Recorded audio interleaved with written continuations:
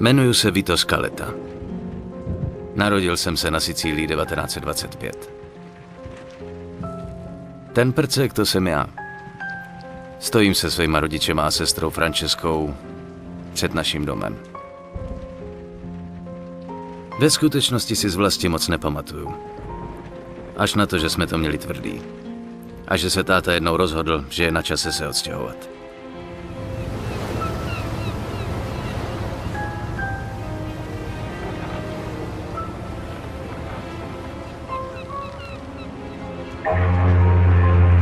Pryč ze Sicílie. Přes moře. Začít nový život. V Americe.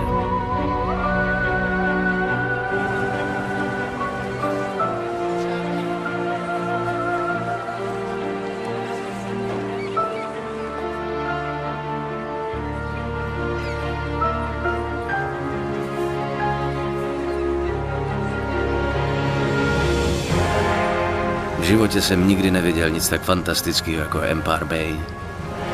Byla to krása.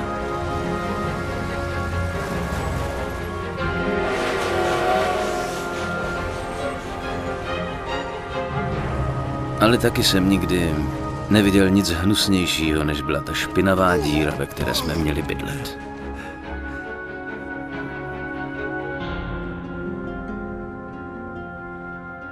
Americký sen.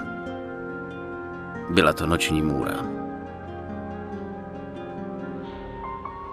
Táta začal pracovat v přístavu pro chlápka, co nám pomohl emigrovat. Byla to strašná dřina. A to málo, co vydělal, většinou hned prochlastal. Rodiče mě poslali do školy. Musel jsem umět anglicky. A to bych se ve čtvrti plný Italů nikdy nenaučil. A tak jsem potkal Joea. Vito, pohni sebou, nemáme na to celou noc. Časem se z Joea stal můj nejlepší kámoš. Oba jsme byli chudí, rozumná práce se nedala sehnat. To prdele. A tak jsme začali dělat kšeftíky. Stát! Policie! Stůj! Vito, tudy! Hoď mi tu tašku! Stůj nebo střelím! Kurva.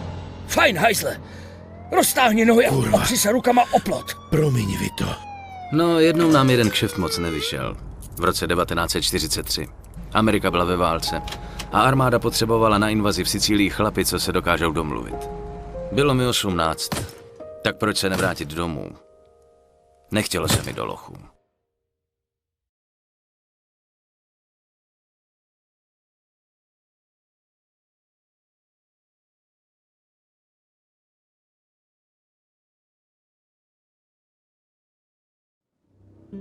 Operace Husky. Přidělili mě k 504. parašutistické. 11. července měli náš oddíl zhodit na jižním pobřeží Sicílie, ale trefil nás flak a museli jsme vyskočit hluboko za nepřátelskýma linie. Pát jsme přežili jenom 3. Nebejt místních partizánů, bylo by po nás. A tak když do města přišli Mussoliniho vojáci a začali zatýkat místní, rozhodli jsme se jim pomoct oplatit.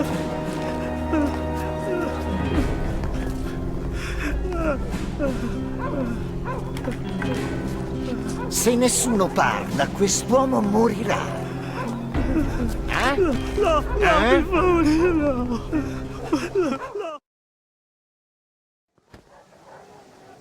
Fajn, Scaleto! Cíle!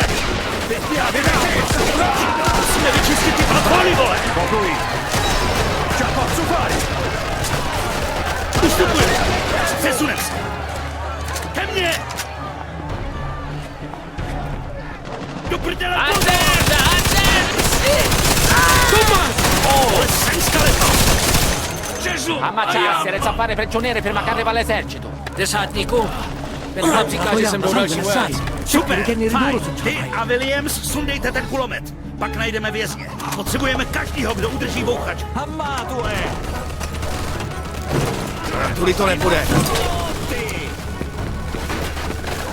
Asi jsme našli kulomet. Máš bacha! Hoď do toho odra granát! O, kurva!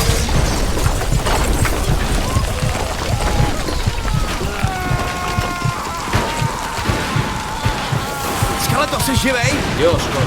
Tak se přestaň valet na prdeli a pohyb! Vemte si, co unesete. Další šanci už asi mít nebudete.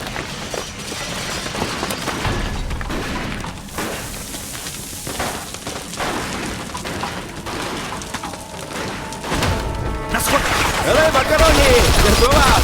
Bez urážky. Tak, to byl moc dobrý střel. Hej, děvko!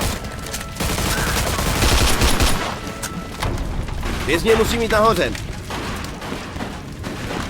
Vyčistíme druhý patro. Skeleto, jdeš první. Uccidete gli Jsem hned za ostaggi! tebou. Tu. Fotte. Víte se taky tak dobře Mám ho. jako já? Arrenditi.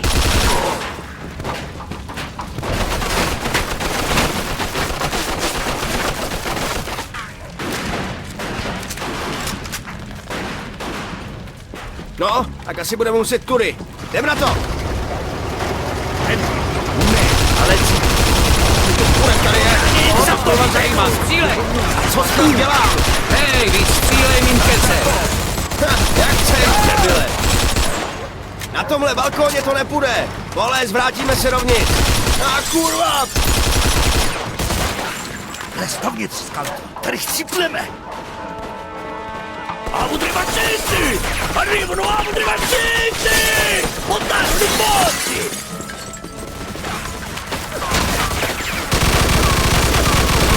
Další, dole, u kostela!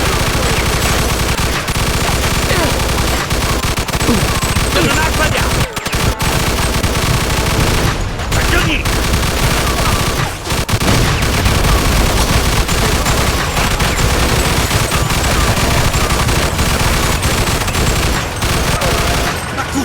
Mají dělo! Skeleto! Masej dovnitř!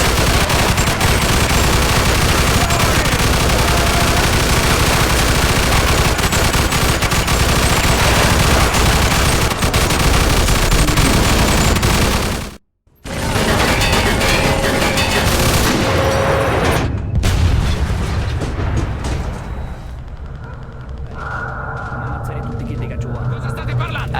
Dicevo al mio amico di stare attento. Fregatene di fare attenzione, fai ciò che ti è stato detto! Sakra, kam zmizel?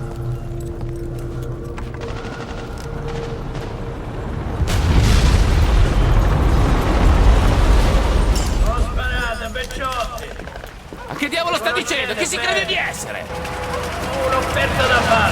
Crepi davvero Don Calò? Cacetto, un congeco hanno samaritano i cucini. Ma chi è quello? Lo conoscete? Lo conoscono tutti. Don Calò è un uomo d'onore. È uno stupido trucco degli americani, non ditemi che gli credete! No, è davvero Don Calò. Ogni tanto dovresti ascoltare i consigli di noiazzi del posto. Ci rendiamo? Sapete che potete fidarvi di me. Che dite, eh? Don Calo, hlava Sicilia. Tenkrát se vzdala celá vojenská posádka. Proč? Protože jim to řekl.